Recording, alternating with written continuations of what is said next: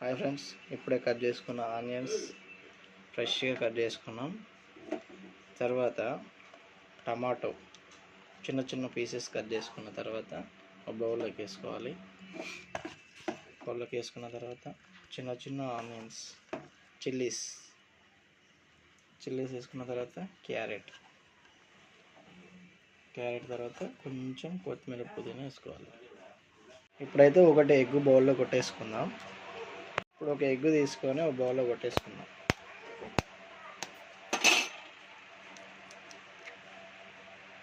తీసుకున్న తర్వాత ఇప్పుడు ఆయిల్ మిక్స్ చేసుకోవాలి. మిక్స్ చేసుకున్న తర్వాత కొద్దిగా సాల్ట్ వేసుకుందాం.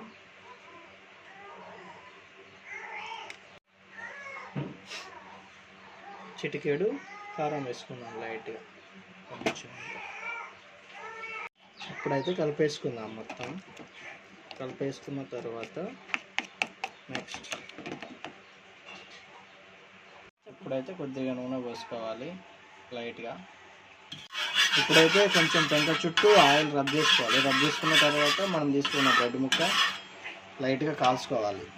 అటు ఇటు టూ సైడ్ కాల్చుకోవాలి. ఫ్లేవర్ వస్తుంది, మంచి ఫ్లేవర్ వస్తుంది.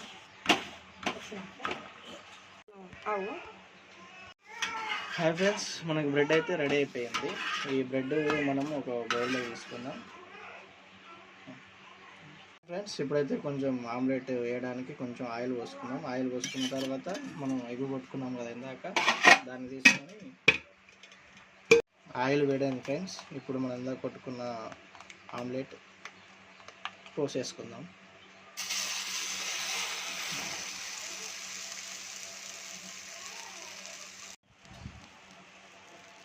ఇప్పుడైతే మనం బ్రెడ్ పెట్టుకుందాం ఫ్రెండ్స్.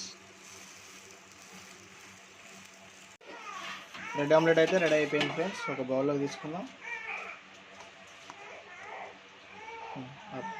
మనం చేసిన బ్రెడ్ ఆమ్లెట్ ఇప్పుడు కంప్లీట్ అయిపోయింది. ఇప్పుడు మనం టేస్ట్ చూసి ఎలా ఉందో చెప్తాను నేను ఇప్పుడు మీకు. హాయ్ ఫ్రెండ్స్, ఇప్పుడు కొంచెం ఆనియన్స్ పెట్టుకొని లైట్గా కొంచెం లెమన్ వేసుకుందాం.